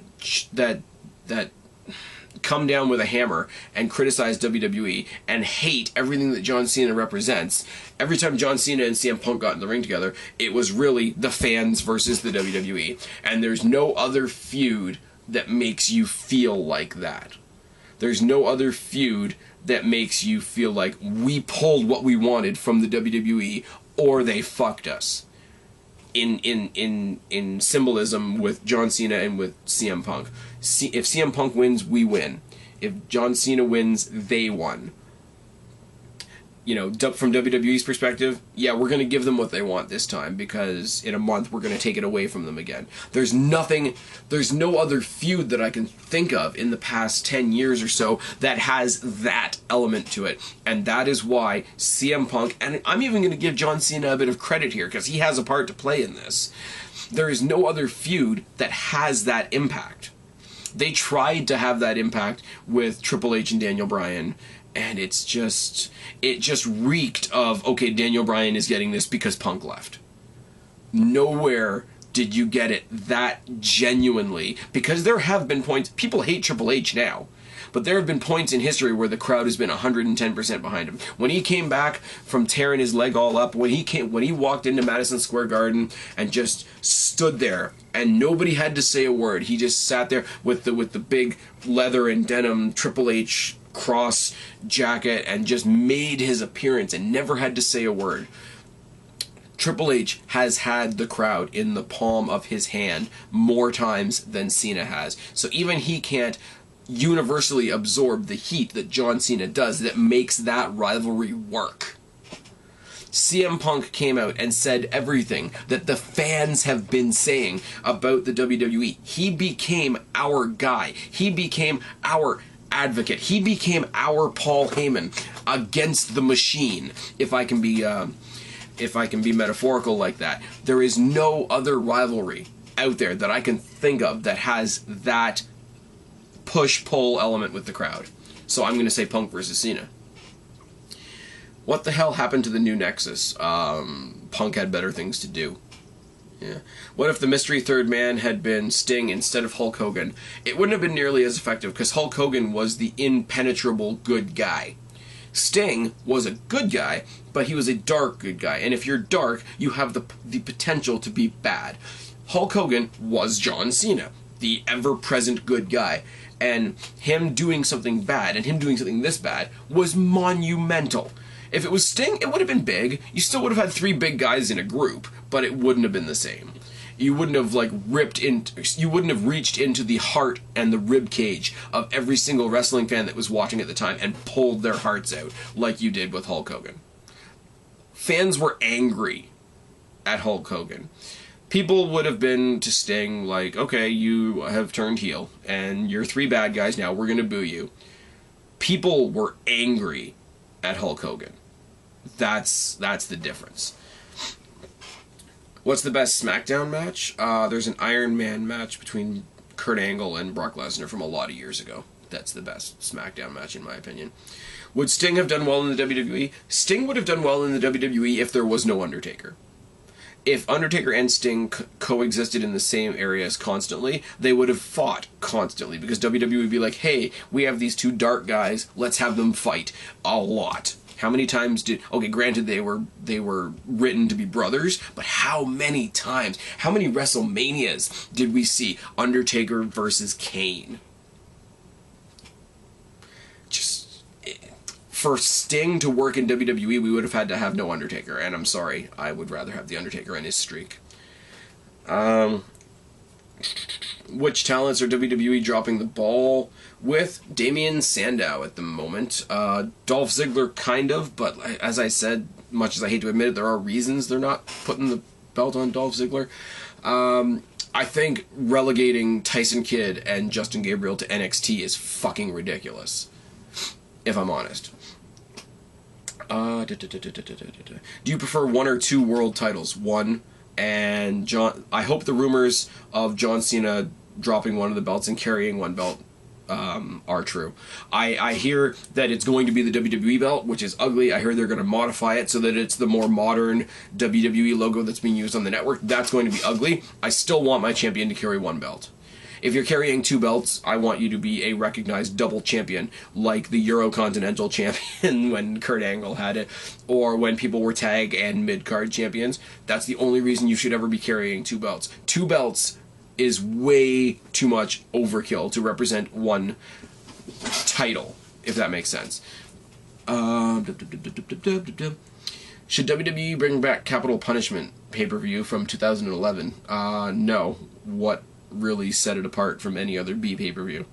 If you can tell me in the box below what made that pay-per-view stick out to you in your mind that couldn't have happened on any other pay-per-view, and explain your question a bit more, I will give it a second bit of thought, but right now it's just another B pay-per-view as far as my recollection goes. And isn't that the pay-per-view where R-Truth had a world title shot? What if the Team Nexus had beaten the Team WWE at SummerSlam 2010? It would have put a damper on the reintroduction of Daniel Bryan, which would have sucked, but the Nexus would have... WWE would have continued trying to push the Nexus like their version of the NWO, and it just wouldn't have worked, and it would have gotten more annoying, it would have been more dragged out, and it would have been horrible. What's your opinion on Teddy Long? Funny guy. Contributed to SmackDown incredibly. He was part of the personality of SmackDown for a long ass time. He had a lot of comedic value. He was the straight man while everybody else was having fun around him, or he would come in his own nerdy way and try to join the fun. But when he was dealing with the heels, he made his proclamations. He made them in such a way that it's like, yes, I'm a guy in a suit. Yes, I'm not a wrestler. Yes, you can kick my ass if you chose to, but I'm your boss, and this is what I'm saying, and we're going with it. And I mean, nobody announced a tag team match like Teddy Long. Player. What if John Morrison got injured instead of Joey Mercury? Mercury would not have lasted long. Mercury was the Jannetty of Eminem, just saying. Besides the streak ending, what's the most shocking moment in the past 10 years of... I don't know. Like, it depends on what you call shocking, really. I don't know. Like, people have weird definitions of what's shocking. The year that Santino Marella almost won the Elimination Chamber, I'm sure is shocking by some. Heath Slater eliminating Cesaro from the Battle Royal just last week was shocking by some. It really... It's a little broad, because shocking means something different to everybody, so I don't know what to say for that one. Sorry. Where did you get the name Spaz Phoenix? Alright. I used to be in scouting a long-ass time ago. For those of you that don't know, you sort of move up through scouting: Beavers, Cubs, Scouts, Ventures, and finally Rovers. Venture and Rover age youth, which are basically like older teenagers and people in their 20s or whatever, go to events every year called moots. They're basically big camping adventure type things, but they're not like roughing it camping. It's like, okay, 200 people or so bringing tents, chilling, listening to music, eating junk food, sitting around the campfire and doing music and blaring CDs and having a bunch of fun all weekend. This is why any of you who have ever heard me talk about Brampton, which is where I live, none of my friends are actually from Brampton. But you met some of the best people in your life at these things. And when I started going, this is back, if you guys can believe it, I used to be a shy kid. Before I started going to moots and shit like that, I was the shy kid. Occasionally they would have like little dance events at the camps. I was the shy kid in the corner until a couple people pulled me off the wall and said, no, you're going to be a lot more social than this. These were the greatest people I could have met in my life at the time. As I started meeting them, most of them had nicknames. Some of them made sense, some of them didn't. Now, I had been, just before my first moot, to Wildwater Kingdom with another good friend of mine named Trish. And we had gotten these little dog tag things from the gift shop. I got her one that said, I think it said Brat, and she got me one that said Spaz, just off the cuff, because, you know, I kind of have a funny sense of humor, or so some people think, and I just had this little dog tag thing that said Spaz. And so I was wearing that when I went to my first moot. And everybody was like, well, that works. And they just started calling me Spaz. I made some of the best friends in my life here. And I went to these things for a good solid 10 years. About 4 years in to going to all these events and whatnot, I came to the great conclusion that these people that had become some of my best friends didn't know my real name.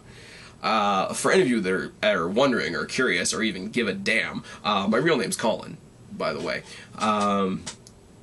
All my friends to this day still call me Spaz. It's just a thing. My family calls me Colin. Even a couple of my cousins have actually taken to calling me Spaz. People at work call me Colin, but basically everybody else calls me Spaz.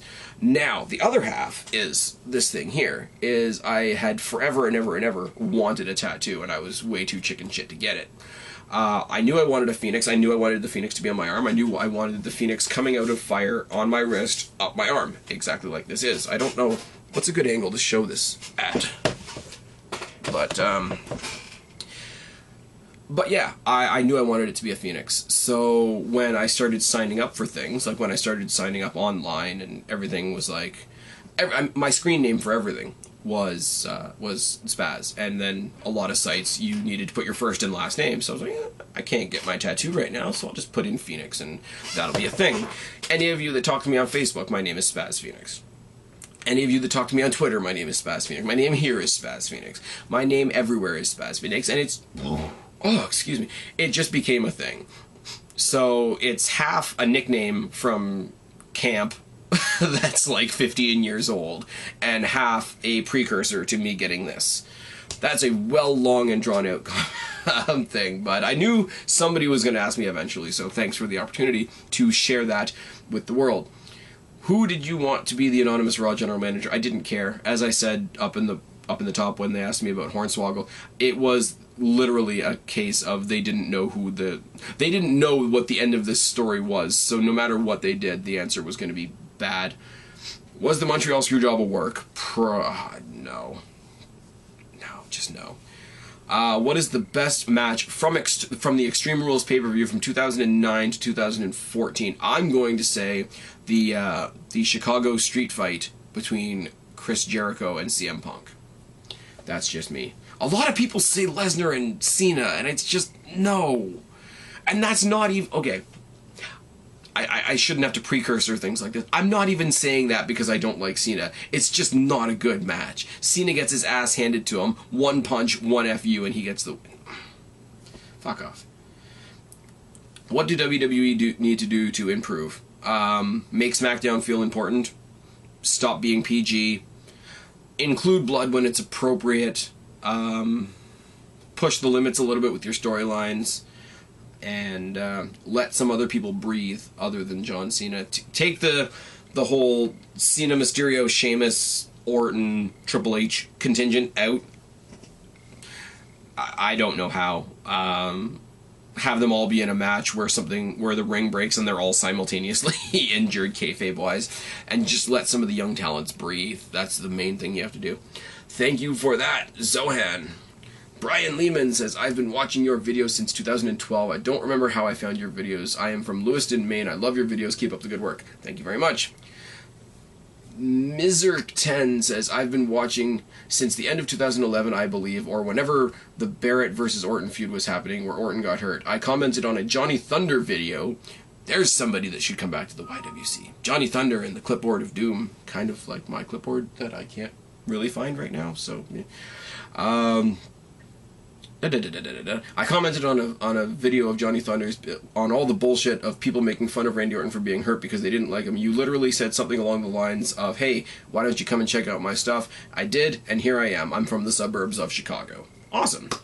T-Rex says, should the WWE have the World Heavyweight Championship ladder match at the Money in the Bank pay-per-views now going forward?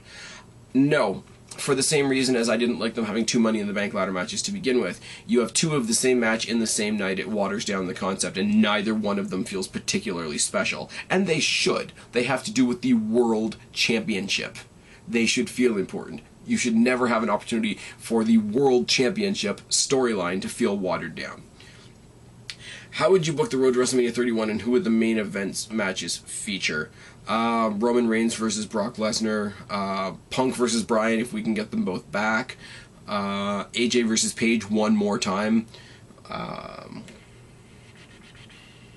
Jericho versus Miz versus Ziggler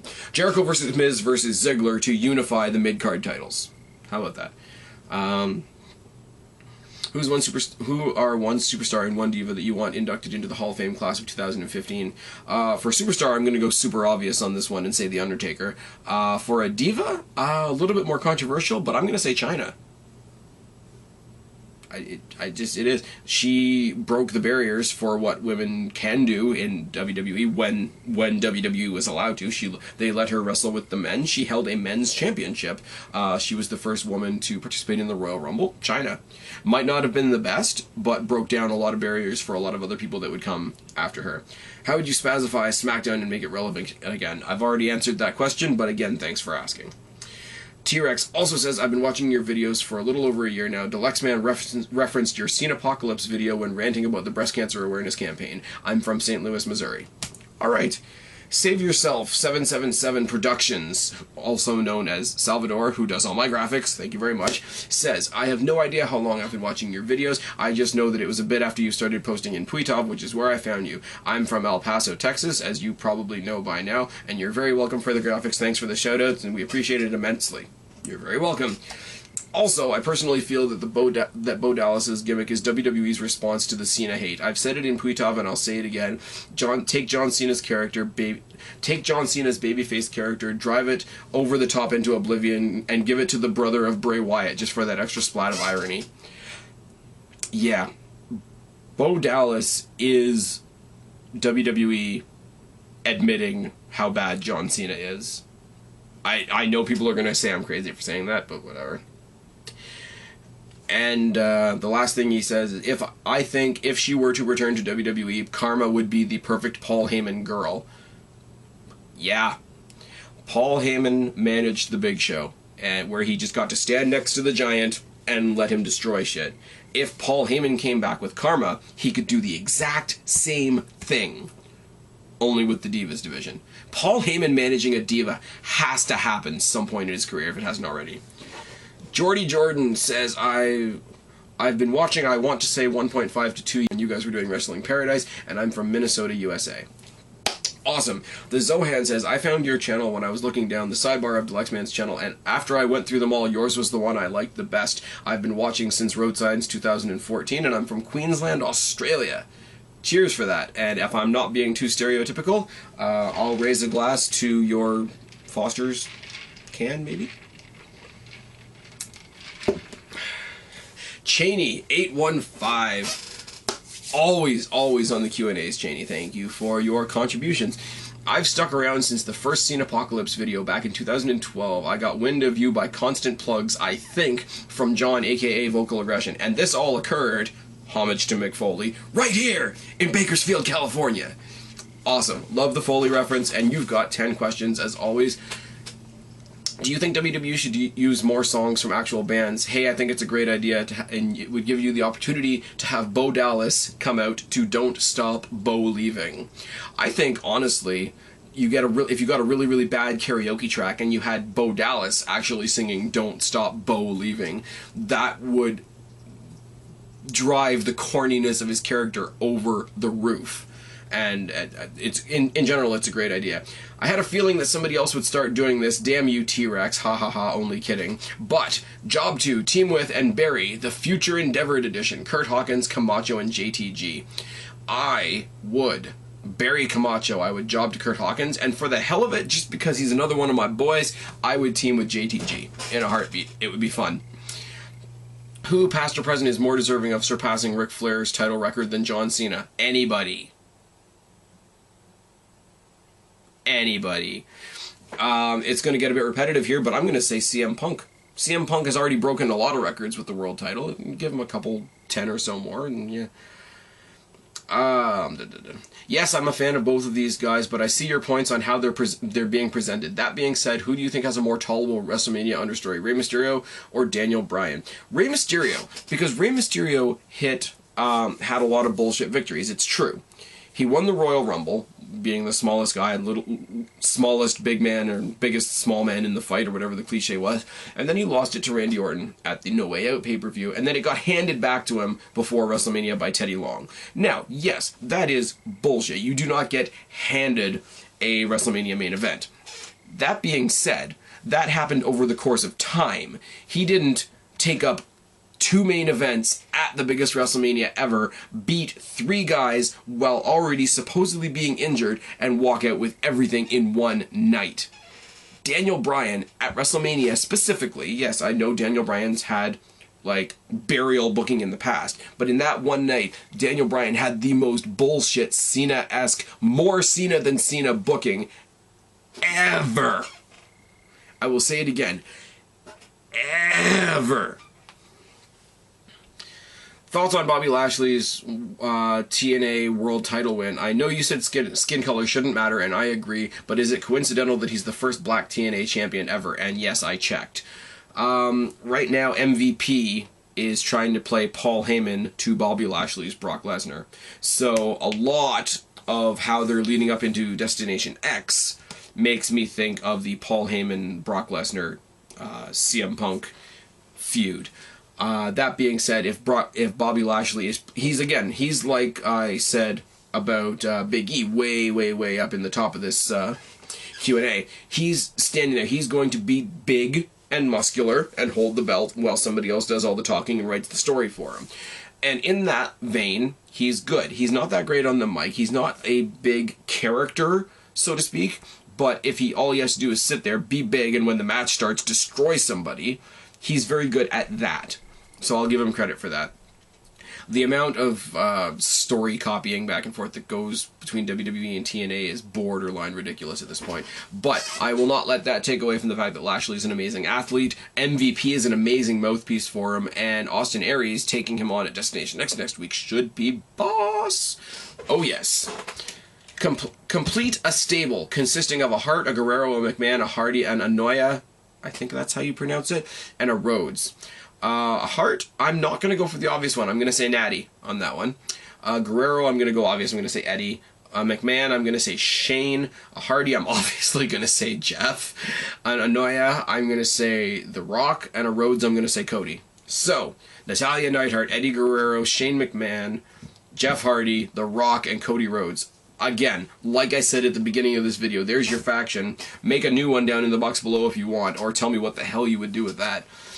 Do you think Dean Ambrose should have held the U.S. title belt for at least 2 more weeks? It's not often that somebody holds that belt for an entire year.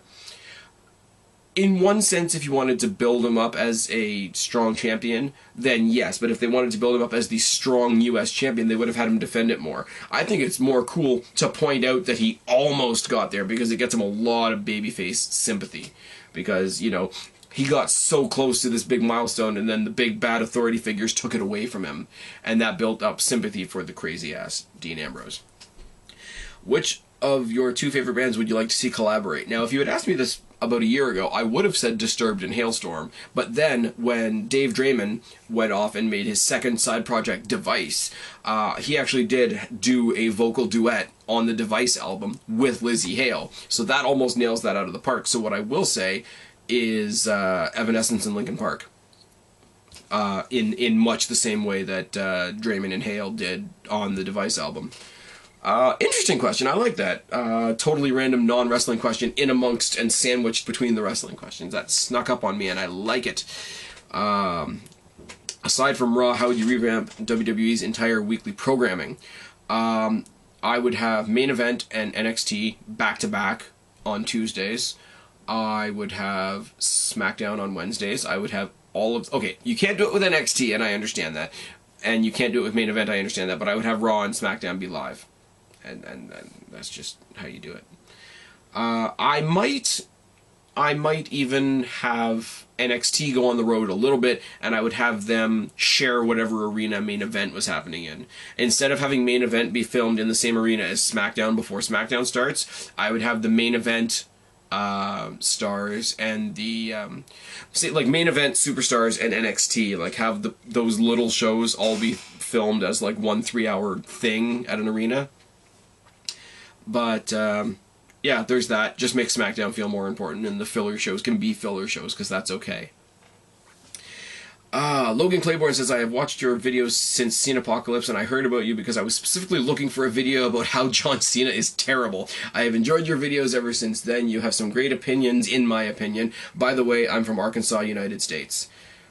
Laurel Lewis, when I originally read this from Laurel, I thought it said I'm from Scotland, USA, which I didn't think sounded right, but then I reread it, and it says I'm from Scotland Neck, North Carolina, USA. I've never heard of Scotland Neck.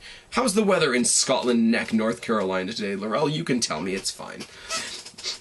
I've been watching, he also says, I've been watching since 2002, I believe. I stayed loyal to your videos because I enjoy your opinions on wrestling, and the first video I ever watched was Cenapocalypse. By the way, Caitlyn as the Paul Heyman girl would be absolutely jizz-worthy, considering I'm a big mark for Caitlyn. Also, one of the reasons she apparently left, according to her shoot interview, is because Vince thought she was too fat. Really, Vince? Is Caitlyn too fat? Really? I will say, I have heard that. I've also heard the same thing about Mickie James, to which I say Vince McMahon is an absolute moron. Moving on. And the last little bit I have here is not a question, but it's from SnakeBitGoat, who I asked about his username in my last video. I thought it had something to do with Daniel Bryan and Randy Orton, with the whole snake and the goat and thing. And he says, no, it's actually a combination of my zodiac snake and my horoscope Capricorn, but but your idea was very creative guess. Also, I've been watching your... This is a great way to end this video. I've been watching your videos for about 3 or so months. I actually heard about you from Mark Pearson when he bitched about you in one of his videos, and well, I jumped ship and subbed to you after Mark's personality grated on me. By the way, I'm from the US. Fan-fucking-tastic way to end this video. Guys, this has been a long-ass ramble. This has been the July edition of Ask the Phoenix. I've been Spaz, your YWC Reality Check. Put your questions for the next Q&A, which will be in August, down in the comment section of this video. Subscribe up there, talk down there. Don't be a stranger. Talk to each and every last one of you later, but for right now, I'm tagging out. Bye, guys.